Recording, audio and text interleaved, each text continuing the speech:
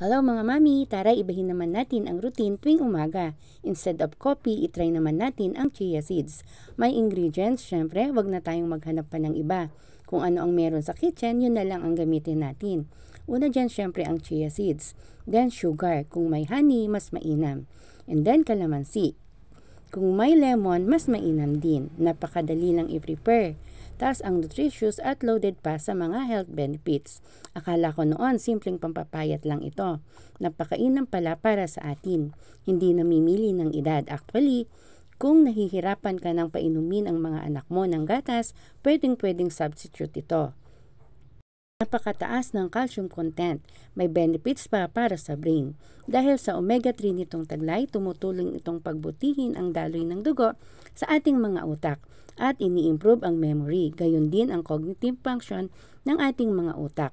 Tamang-tama sa ating mga anak na nag-aaral, gayon din para sa mga adult at senior citizen upang maiwasan ang dementia, Alzheimer's disease at osteoporosis.